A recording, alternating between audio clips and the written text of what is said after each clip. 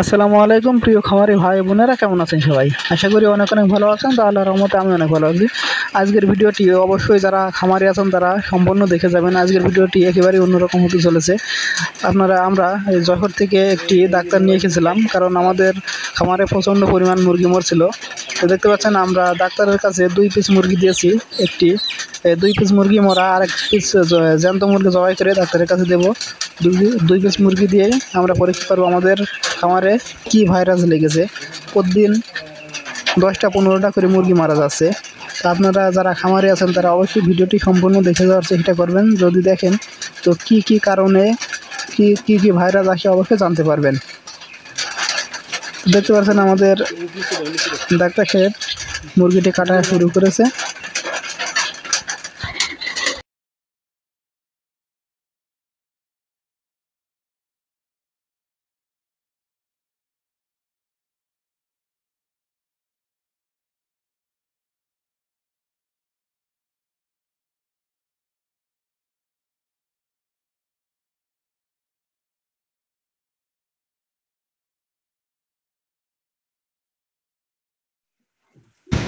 মুরগি কাটার পরে আমাদের ডাক্তার যে ভাইরাসটির কথা বললো সেটি হচ্ছে গাউট নামের একটি ভাইরাস। আমাদের ঘরে আক্রমণ করার চেষ্টা করছে, এখনও সম্পূর্ণভাবে আক্রমণ করেনি।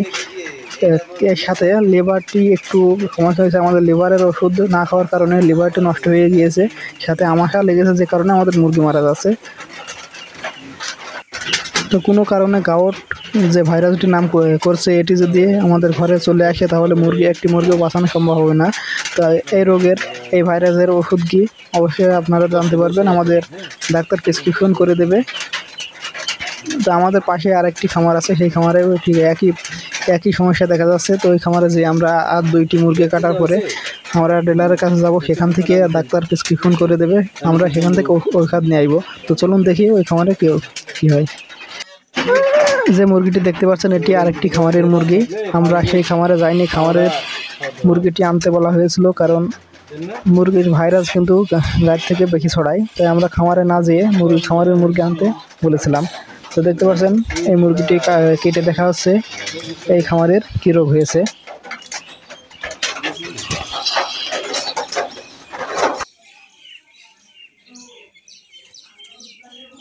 হিট কম হচ্ছেন, হিট কম দিচ্ছে, মানে হিট হয়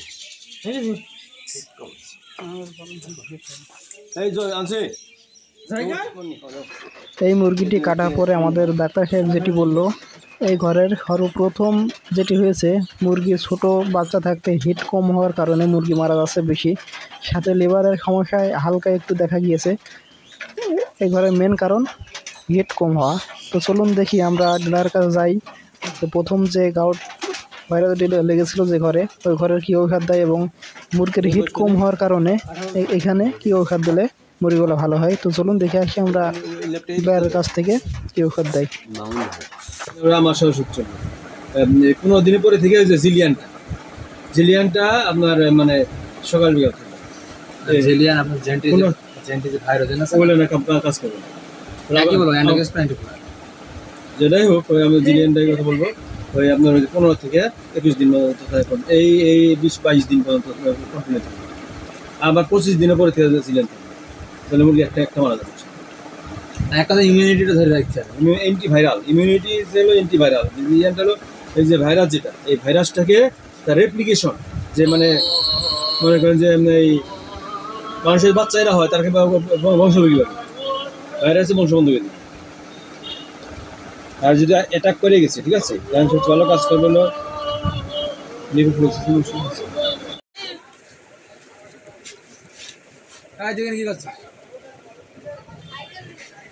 বুঝলেন, ওই যে আখের লেবু 2 ঘন্টা পানিতে, ঠান্ডা দিন তো বেশি সঠিক নিয়মে করবো। আমরা আজকের ভিডিও এই পর্যন্ত শেষ করছি।